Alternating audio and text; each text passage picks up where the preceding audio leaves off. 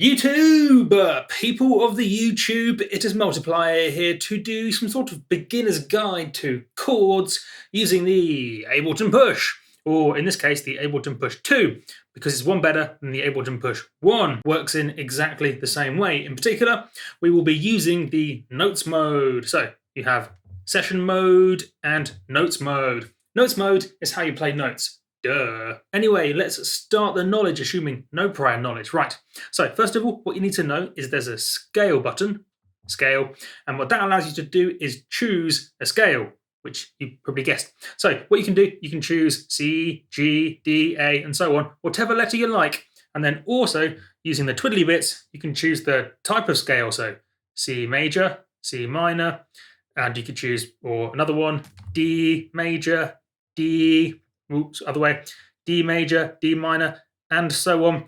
That bit's simple enough, but what does it mean? When you choose a scale such as D major, D lights up D, don't know if you can see, lights up D major. When you choose D major, every single note in this grid will be in D major.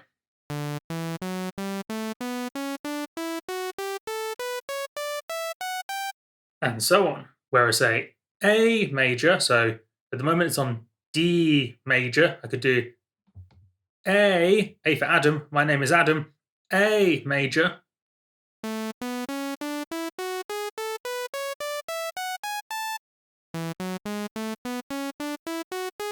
And so on. Literally every single note on the grid is in the scale. Magic. Also note the layout. I think by default it's on the fourths, which is what I like it on. It's what you should have it on too, the fourths. So what that means is when it's on, so you just use a little twiddly doo at the top, layout fourths, that means as you go up the keyboard, you kind of do three, the best way to explain this. When it's on fourths mode, that means every time you go 4 along, it goes up 1. So if you look at the green, which is what I'm playing, oh, missed.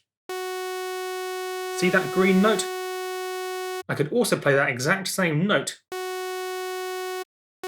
There, there, there, there, there, there, there, there, there, there, there, there. Any of the there's. Same with this one. Because as you move along 4, you go up and it's exactly the same. So that means if you want to go up every single one, you kind of go up in a 3 column sort of thing. This becomes very important in a few moments' time. I'll do it again, it's really important. So, all the same note, all the same note. You can see it lighting up. So you have to almost orientate your brain to work in this structure where it's the same as. Does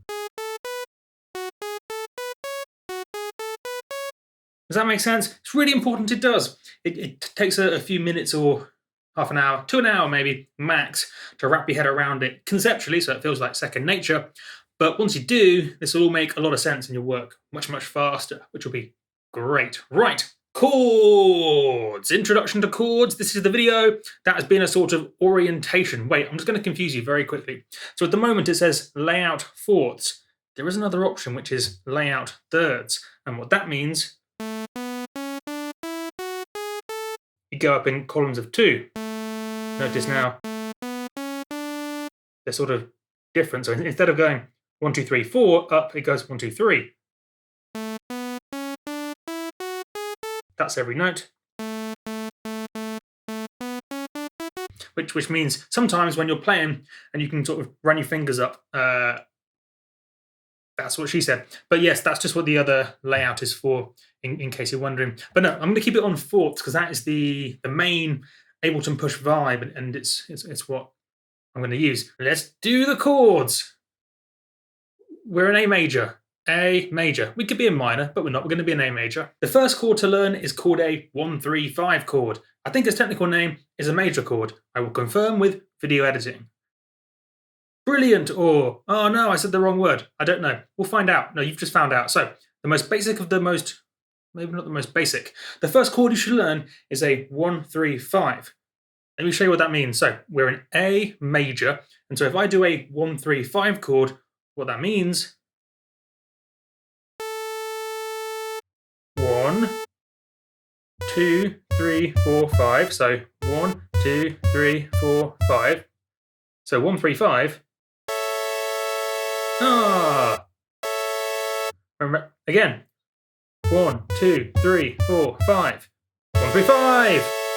Now, because of the whole orientation, we can play this little dude. Wait, this one. As this one. So this is the same as that. Remember the shape. Can you see? Easier. See that sort of shape? Looks like a triangle or pyramid or mountain or molehill. Brilliant. Remember that. Really good shape. And it sounds good almost all the time. Almost always. There's about one exception, but it's almost always good.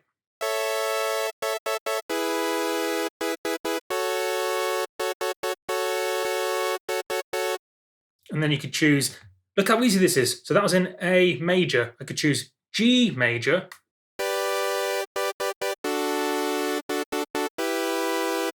Instant music! Ooh, who needs music theory? Not me. I have an Ableton Push.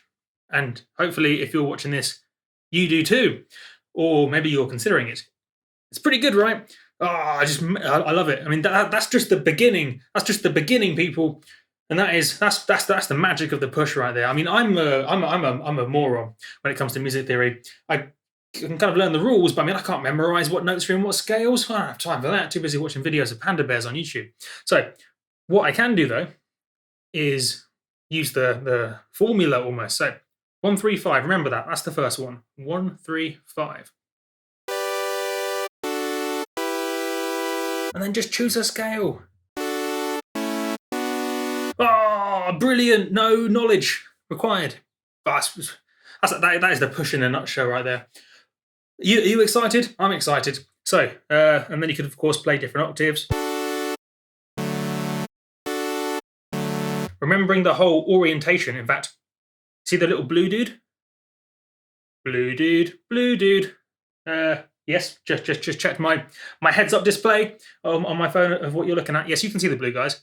So because I've got it set to D major, the blue are Ds. So D, D, D, D. D, D, D, D, D, D, D, D, D. These are Ds. So that's a way of almost like configuring your brain to remember what an octave is. Make sense? So sort of that, 1 to the right, 2 up is an octave. Yes! Let's take it one step further, people. Let's keep on walking the journey of the Ableton Push. There were many steps here. There will be future steps. Next step is now, though. Right. So the next thing, sort of logical, you could do after a 1, 3, 5 is drop in a bass note underneath it. So remember, 1, 3, 5. 1, 3, 5. It's up, but we can handle that, remember?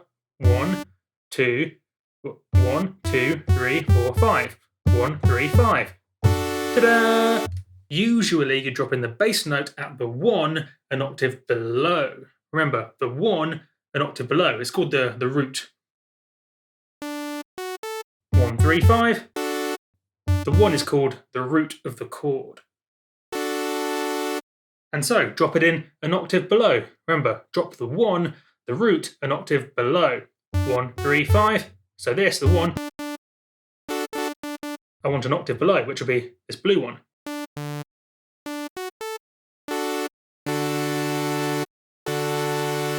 How cool was that?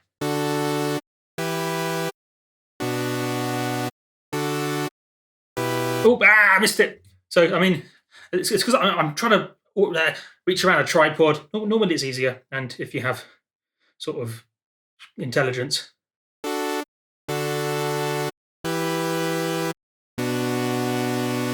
It's from a song. Brilliant. See how easy that was? Again, 1, 3, 5. 1, 2, 3, 4, 5. 1, 3, 5, and drop in the bass an octave below the root, which is a 1.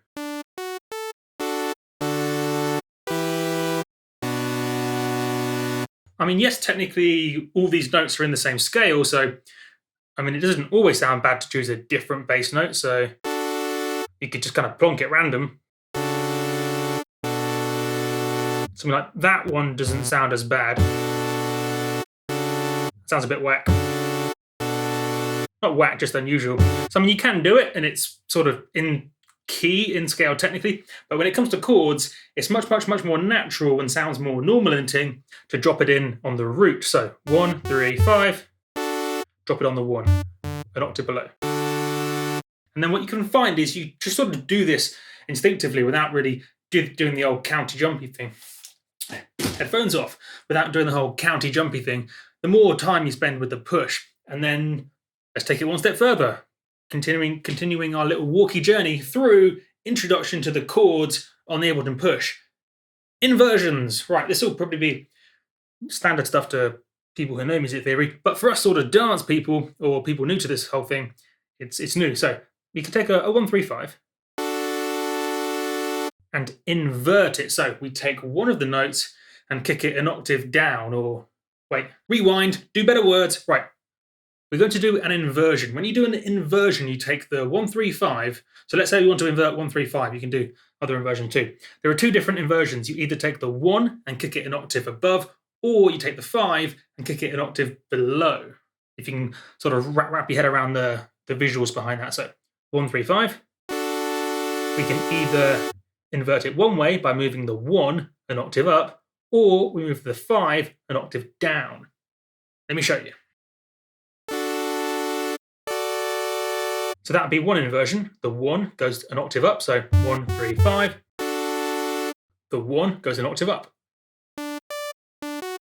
So 1, 3, 5, 1 an octave up.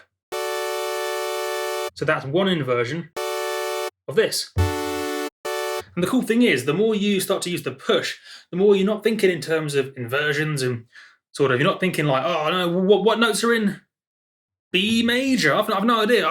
Difficult brain. All you do is you go, oh, we're in the major scale, fine. Let's do it down here for lols. Now do it pipe. High's fine. We're going to do it nicer down here, more medium. So we're in B major, never used B major before, but we know the shapes and we know the rules. So 1, 3, 5. 1, 3, 5. Invert it so the 1 goes up an octave. Sounds brilliant. No working out what notes are in B major or any sort of complicatedness, just sort of major, standard shape. We know we can play it all day. We can sort of jam out to that shape all day long. You see it easy like that. And then just invert it, so move a note up. No, specifically the 1 up an octave. Inversion, or we can invert it the other way, taking the 5 down an octave. Oh, I love that one so much. That's my favorite, by the way. That specific inversion. Wait, did it wrong, noob. Right. Did too many fingers there. Classic multiplier, always too many fingers. Right. 1, 3, 5. Invert, so the 5 goes down an octave. That's the 5. 1, 3, 5. 5 down an octave. Which is also the same as, so this one is also that one. See it? So I like the shape that, because it sort of works with my hands. That shape. That shape. Normal 1, 3, 5. And then that is an inverted 1. So dun dun dun da da. Memorize the shape. See how this is working? See how we can sort of work with this idea? So why don't we even do some sort of mega mashup, collaboration, mega mangling of the mind, synergy, etc. of the last two ideas, which was dropping the bass note, the root note, an octave down. That sentence makes sense. I think it did. So yes, the first idea, 1, 3, 5. You drop the bass note on the 1 an octave below. and it sounds natural. Let's combine that with the idea of an inversion. So let's say we like that inverted chord, that shape. If we want to drop in the bass note, we want to drop it in on the 1. Now, because it's inverted, it's not the lowest note, remember. This is actually an inverted that. This is the one we want to actually drop a bass note for, but it's an inverted version of that shape, because this one is an octave difference. Is the inversion of, which we could also play, of that common shape, remember? Which means, if you think about the numbers and stuff, this is the 1. 1, 3, 5, inverted. So, inverted 5, kind of, and then 1, 3. So actually we want to drop in the bass note of this 1 an octave down, which is this one or that one. So this one is the 1 an octave down. Therefore, sounds good. But does that make sense? If it doesn't, have a play around and then watch this video again and it will start to make more sense. Believe me, once you spend a bit of time with this Ableton Push, the whole idea of making chords in a normal sort of logical music theory way becomes just patterns and stuff. And I can deal with patterns. I can deal with choosing a scale at the top, G major, whatever. I'm easygoing, just choosing scales willy-nilly, and I can just sort of do the whole pattern thing. So.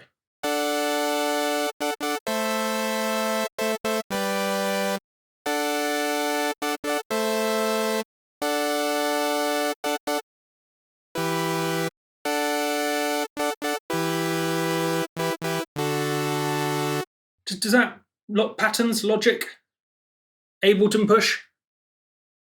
Hopefully that makes sense. Makes sense to my brain. All the lights coming in created some sort of.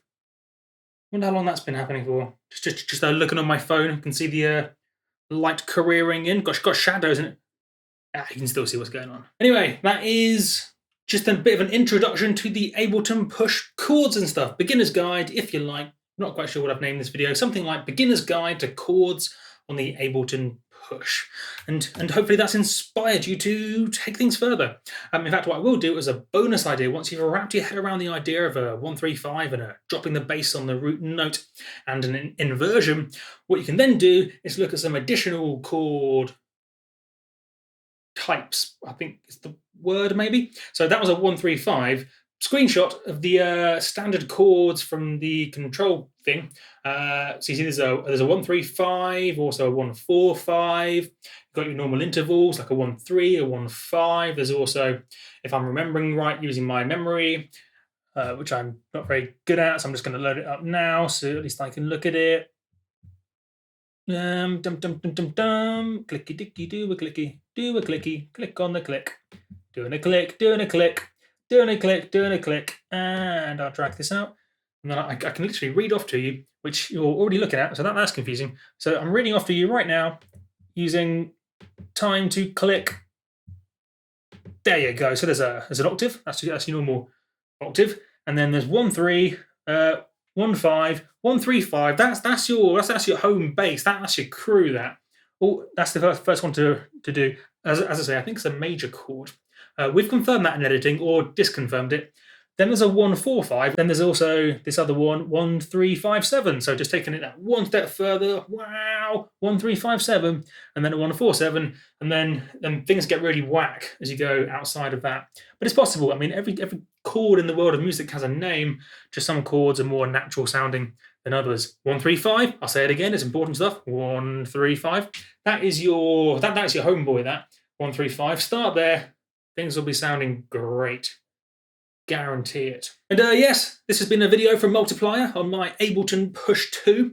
I do apologise for those who tuned in expecting to see my face because it's a Multiplier video. Don't be alarmed, I am still here, but just not with my face in the video. But that's fine. You probably maybe thought it was an improvement. And even though my face is not in the video, I will finish this video off as normalized Norway words as normal by catching you guys on the flippity flip. Ba-dang!